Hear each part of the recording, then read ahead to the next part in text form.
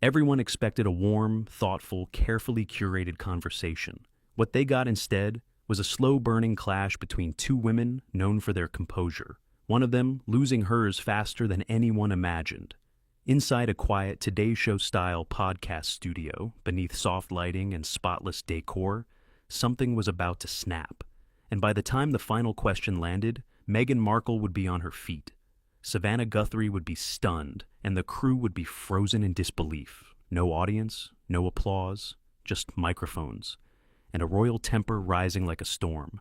The studio was small, warm, almost deceptively peaceful. Between two white boucle chairs stood a simple wooden table with neatly placed notes, 2 glasses of water, and the large silver podcast microphones that framed the entire scene.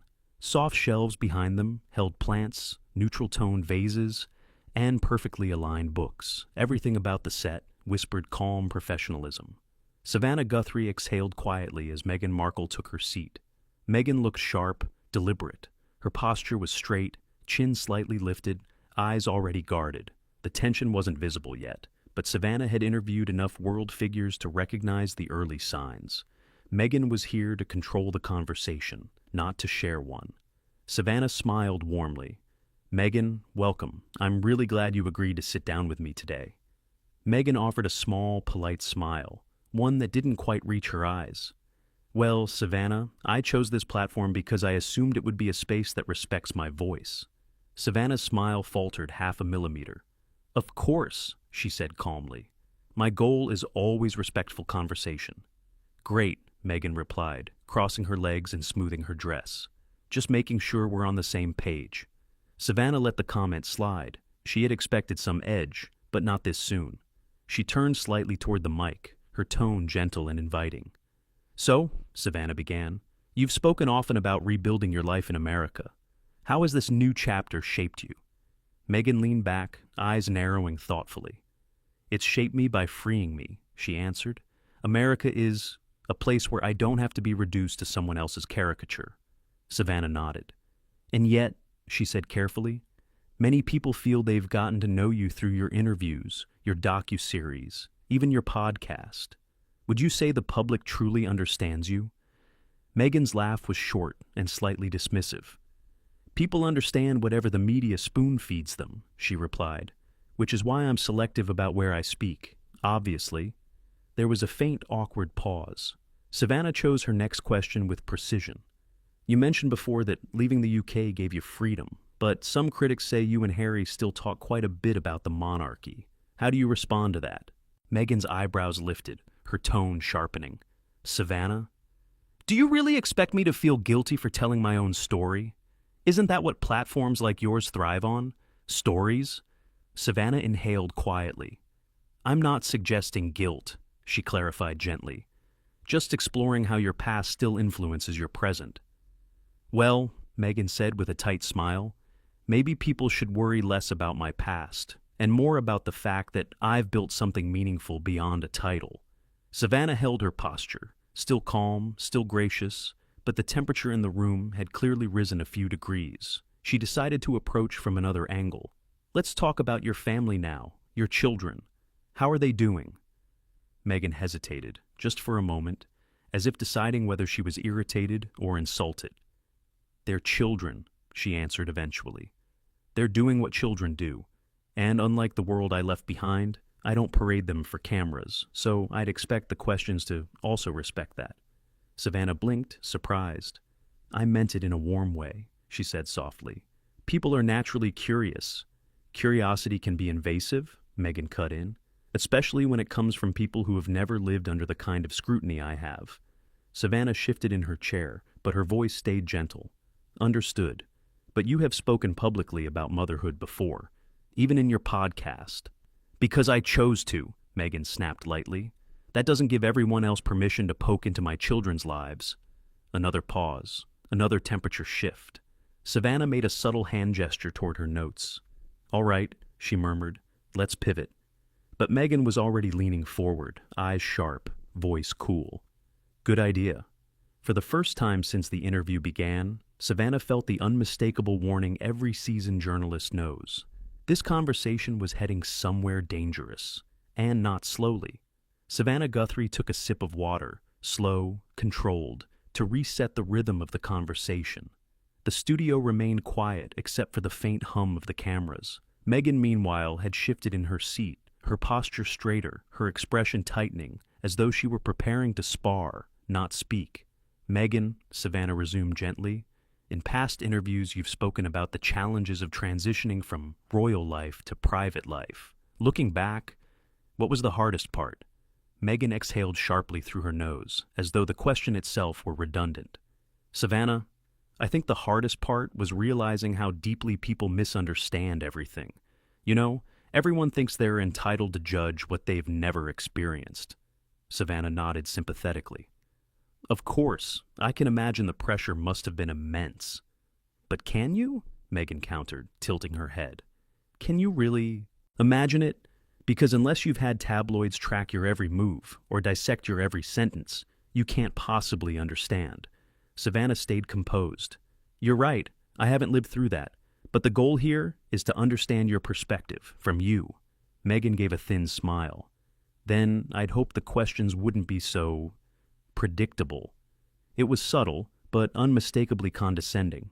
Savannah swallowed the flicker of irritation rising at the edges of her professionalism. She reminded herself, breathe, redirect, keep calm. "All right," Savannah said softly. "Let's take a different direction." She glanced at her notes. Meghan watched her carefully. "You've spoken a lot about empowerment, especially for young women. What does that look like for you now, in this new phase of your life?" Meghan crossed her legs again, smoothing her ponytail with one hand. "It looks like not explaining myself endlessly," she replied. "It looks like choosing projects that uplift people, not institutions." "Are you referring to the royal family as an institution?" Meghan raised a brow. "Isn't that what it is?" Savannah tried again. "Do you feel that, despite the difficulties, anything positive came from your time in the monarchy?" Meghan's lips tightened. "Well," she said slowly, "I suppose I learned resilience. And I learned that sometimes courage is simply walking away from toxicity, even when the world expects you to smile through it." Savannah nodded thoughtfully. "You've mentioned toxicity before. Do you mean the media, the institution, or your personal relationships within it?" Meghan's eyes flickered, a hint of annoyance seeping through. "Savannah, you see, this is what I mean. People want me to name names, to paint targets. I'm not going to give you that moment. I've learned that the world twists anything I say anyway." Savannah's voice remained calm, careful. "I'm not asking for names. I'm asking for your reflections." "And I'm giving them," Meghan said, her tone chilly. "Just not in the way you want." Another charged silence filled the room. Savannah tried again, choosing a topic she hoped would soften the atmosphere. "Let's talk about your work with Harry," she said. "Your projects together, the causes you support." Meghan interrupted with a sigh that bordered on theatrical. "Savannah, everything I do doesn't have to be tied to Harry. I'm capable of existing independently." Savannah blinked. "I didn't mean to imply otherwise." "Yet you did," Meghan shot back. "It's always Harry this, Harry that, as though I'm just an accessory." Savannah regrouped quickly. "Okay," she said gently. "Then let me rephrase. What is your personal vision moving forward?" That seemed to catch Meghan off guard, but not in a pleasant way. "My vision," Meghan repeated. "My vision is to create, to build, to thrive, without being asked to justify it. Frankly, I'm tired of explaining my very existence to people." "I understand," Savannah replied softly. "But part of a conversation, especially one meant to highlight your accomplishments, is giving people insight into your journey." Meghan's voice turned cool enough to frost the microphones. "Insight doesn't mean interrogation." Savannah inhaled, steadying herself. "It's not meant to feel like that." "But it does," Meghan pressed, leaning forward. "You may not realize it, but your tone, your questions, suggest judgment." Savannah's eyebrows lifted slightly, a breach in her otherwise calm facade. "I'm sorry you feel that way. That was never my intention." "Well," Meghan said sharply, "intentions don't erase the impact." The tension in the studio thickened. Even the plants seemed to wilt under the rising emotional temperature. Savannah made one last attempt to ease the mood. "Let's shift to something meaningful," she said, forcing a gentle smile. "You've inspired many people around the world. When you think about your legacy—" "My legacy?" Meghan cut in, scoffing lightly. "Savannah, I'm not some relic on display. I'm a person, a woman with goals, dreams, plans, and I shouldn't have to defend them at every turn." Savannah opened her mouth to respond, but Meghan wasn't finished. "And honestly," Meghan added, her eyes narrowing, "I hope this interview won't be another attempt to twist my words. I agreed to be here because I thought you'd be different." The implication hung heavily between them, accusatory, sharp. Savannah, though shaken, maintained her composure. "We're here to have an honest conversation," she said quietly. "Nothing more." Meghan sat back, arms folding. "Good," she said. "Let's hope it stays that way." But inside, Savannah knew. Things were only going to get harder from here. The air in the small podcast studio felt noticeably heavier now. Even the quiet hum of the ventilation seemed louder, amplifying the tension hovering between the two women. Savannah adjusted her microphone slightly, a subtle signal to the crew that she was still in control, even if the interview itself was hanging by a thread. Meghan crossed one leg over the other, her posture still impeccable, her expression a perfect blend of polite irritation and restrained superiority. She wasn't raising her voice. She didn't need to. The sharpness in her responses cut cleanly on their own. Savannah decided to try a softer entry point. "I'd like to talk about motherhood," she began. "You've been very protective of your children's privacy, and many people admire that. How do you balance giving them a normal childhood with the public's interest in your life?" Meghan let out a breath that sounded like an almost laugh. "Well, Savannah, it's not exactly complicated," she said. "I protect them, period. That's what good mothers do." Savannah nodded gently. "Of course. And do you ever feel pressure?" "Pressure?" Meghan interrupted. "From whom? The media? The public? Trust me, I learned a long time ago not to care what strangers expect of me or my children." Savannah leaned forward slightly, keeping her tone level. "I only ask because many parents in the public eye struggle with that balance." "Maybe they do," Meghan said coolly, "but I handle myself differently." It wasn't what she said, Savannah realized. It was how she said it. Every sentence seemed like a veiled jab, every answer a boundary marker. Savannah tried another approach. "Let's talk about your projects, the philanthropic work you've done recently. You've spoken about advocating for mental health awareness and women's empowerment. What motivates you in those areas?" Meghan gave a small, dismissive shrug. "Motivation isn't the issue. I do these things because they matter, because I have influence and I choose to use it positively. I know that's hard for some people to accept." Savannah blinked. "Why do you think that's hard for people to accept?" "Oh, I don't know," Meghan said, her tone dripping with sarcasm. "Maybe because society is still uncomfortable with a woman who knows her worth." Savannah sat still. "I think many people celebrate strong women," she replied gently. "I know I do." Meghan's eyes narrowed slightly, evaluating her like someone inspecting a diamond for flaws. "Well," she said, "I guess that depends on what someone defines as strong." Savannah ignored the provocation and pressed on. "You've mentioned before that stepping away from royal duties was the healthiest choice for your family. Looking back now, do you feel you've found peace?" Meghan hesitated. Not because she didn't know the answer, Savannah suspected, but because she didn't like the question. "Peace is complicated," Meghan finally said, "but I'm certainly better off than I was trapped in that system." Savannah nodded. "When you say system, do you mean the monarchy itself or the pressures around it?" Meghan's lips curled. "Savannah, it's all the same. The monarchy, the press, the expectations. It's all one machine, and I'm done feeding it." The room chilled again. Savannah felt her jaw tighten for the first time. She still kept her tone even. Some might argue that by writing books, doing interviews, producing documentaries, you're still part of that conversation. Meghan's eyes flashed, just for a second. "I share my truth," she said sharply. "That's not feeding the machine. That's reclaiming my voice. Surely you, as a journalist, can appreciate that." Savannah took a steady breath. "I do understand the value of speaking your truth," she said, "but I also think conversation means being open, even to hard questions. Meghan let out an annoyed sigh. Savannah, you're not asking hard questions. You're repeating narratives that should have died years ago. That hit harder than Savannah expected. She tried not to show it. Okay, Savannah said calmly. Then let's pivot. Many of your critics...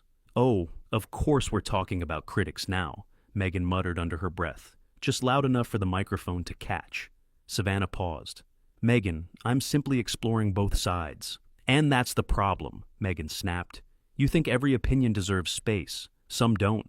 Some are just hateful. And frankly, I'm tired of pretending otherwise. Savannah's brows lowered just slightly, a crack in her polished neutrality. I understand that criticism can be painful. No, Meghan cut in sharply. You don't understand. You've never lived through what I have. Savannah swallowed, her professionalism holding, but stretched thin. All right, she said quietly. Then help me understand. That's what conversations like this are for. Meghan leaned forward, her voice cool and sharp. Conversations like this are usually for entertainment, for people to poke and prod and twist. But you know what? I'm not here to be dissected anymore. Savannah felt the shift. This wasn't irritation now. This was hostility. She clutched her hands lightly together, grounding herself before continuing. I'm not here to dissect you, Meghan, she said. I'm here to have an open dialogue. Meghan tilted her head skeptically. Are you? Because so far, it feels like I'm defending myself against the same tired assumptions. Savannah inhaled deeply. Well, then let me ask you something more personal, she said gently. What do you want people to understand about you that they don't? Meghan's response was instant, clipped, almost icy. That I don't owe anyone understanding. Savannah froze. That wasn't just defensive. That was a wall slamming shut. And the temperature in the room dropped another degree. Meghan kept going. Honestly, Savannah, these questions feel beneath me. I thought this would be a different kind of interview, not another attempt to box me into someone else's narrative. Savannah's composure slipped for the first time. Meghan, I'm just doing my job. Then maybe your job needs rethinking. The shock was immediate, not loud, not dramatic, but sharp enough to cut clean through the studio's silence. Savannah's eyes flickered, hurt, disbelief, restraint, before she lowered her gaze, regrouping. Meghan didn't flinch. She simply folded her hands, waiting for the next question, as though she were the one interviewing Savannah. And in that moment, Savannah realized something. This wasn't tension anymore. This was a collision. Savannah Guthrie had been in journalism long enough to sense when an interview was beyond saving. She had interviewed world leaders during crises, survivors of unimaginable tragedies, and celebrities in their most fragile moments. But nothing felt quite like navigating Meghan Markle's simmering hostility in this small, echo-quiet podcast room. The atmosphere was brittle now, like glass under a hairline crack. Meghan sat perfectly poised in her chair, back straight, dressed smooth, not a strand of hair out of place, yet everything about her radiated tension. A queen without a crown, daring anyone to challenge her. Savannah straightened slightly, grounding herself again. Meghan, she began, her tone gentle yet steady. I want to wrap this up by talking about the future. What do you see ahead for yourself, for your family? Meghan exhaled sharply, rolling her eyes, not dramatically, but enough that the cameras caught it. Honestly, she said, the future is whatever I create. I'm not here to give the world a roadmap of my plans. People will see what I choose for them to see, not more. Savannah nodded, unfazed on the outside. All right, but do you hope for reconnection with your family someday? With the royal... Oh, for heaven's sake, Meghan snapped, cutting her off. Are we back to that again? Savannah blinked. I only meant... No, Meghan said firmly. You meant to drag this conversation into the same tired territory every interviewer falls into. Family drama, royal gossip, conflict. I expected more from you, Savannah. The words hit harder than any shout ever could. Savannah's face didn't change for a moment. Then her eyebrows lifted just slightly, hurt replaced by a cool understanding. I'm not trying to drag anything, Savannah said. I'm doing what journalists do, explore the full picture. You've spoken publicly about these issues many times. Meghan gave a cold, humorless laugh. Yes, well, maybe I'm done explaining myself, especially to people who pretend to be objective but are really just fishing. Savannah inhaled through her nose. Her patience was at its end. "All right," she said softly, her voice firmer now. "Let me ask one last question." Meghan crossed her arms, expression stiff. "Make it a good one." Savannah swallowed, then leaned forward, professional, calm, but no longer willing to be stepped on. "You've spoken a lot about reclaiming your voice," she said, "but you've also accused almost every institution you've been part of, Hollywood, the royal family, the media, of mistreating you. Do you ever stop and ask yourself whether part of the conflict might come from the way you respond to people?" The silence was instant. Meghan's eyes widened, not with surprise, but with offense. "Wow," she said, her voice low and dangerous. "So that's where we are." Savannah held her gaze. "It's an honest question." "No," Meghan said, sitting forward, voice sharp like thin ice cracking. "It's a manipulative question, a passive-aggressive attempt to paint me as the problem. And it's exactly why people like me need to protect ourselves." Savannah felt the heat rise in her chest, but held steady. "Meghan, no one is painting you." "Yes, you are," Meghan hissed. "You all do. You pretend to be friendly and supportive, but when it comes down to it, you're just like every other reporter who wants a headline." Savannah clasped her hands together. "Meghan, I'm not your enemy. I'm asking for clarity." "And I'm done giving it," Meghan snapped, standing so abruptly that her microphone cord tugged with her. The crew flinched. The room froze. Savannah straightened in her chair, watching calmly, sadly.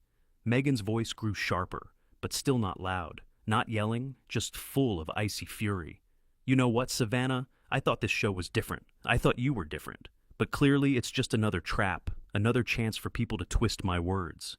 Savannah's tone softened, but her strength showed through. "This isn't a trap. It's a conversation. You're choosing to see it as something else." "Oh, please," Meghan scoffed. "Spare me the sincerity. I've dealt with enough fake concern in my life." Savannah closed her eyes for a moment, perhaps to gather herself, perhaps to hold back something sharper. When she reopened them, the warmth was gone. What remained was professionalism edged with steel. "All right, Meghan," she said quietly. "If you feel this interview isn't serving you, you're free to leave." It was the first time Savannah had sounded done. Meghan froze, stunned that Savannah hadn't begged her to stay. Her chin lifted. "Fine," Meghan said. "I don't need this. I don't need you. And frankly, this is beneath me." She pulled off her microphone, roughly, and placed it on the table with a soft but unmistakably contemptuous tap. Savannah didn't move, didn't respond, didn't plead. She simply said, "Thank you for your time." Meghan gave a cold laugh, turned on her heel, and walked out, heels clicking sharply on the studio floor. The door closed behind her with a muted thud that felt louder than any slam. For a long moment, Savannah just sat there, composed, shoulders squared, breathing steady. Then she turned to the camera, calm, dignified, unwavering. "Well," she said softly, "sometimes conversations don't go the way you hope. But part of journalism is asking the questions, even when the answers are difficult, or when the person refuses to give them." She gave a small, respectful nod. "Thank you for joining us. We'll be right back." Fade out. And across social media, clips were already being uploaded, dissected, replayed, and debated. Another interview, another walkout, another chapter in the saga of Meghan Markle. Fiery, complicated, unforgettable. If you enjoyed this dramatic showdown, don't forget to like the video and subscribe for more intense celebrity moments, explosive interviews, and unbelievable walkouts. Hit the notification bell so you never miss the next story. Trust me, they only get crazier from here.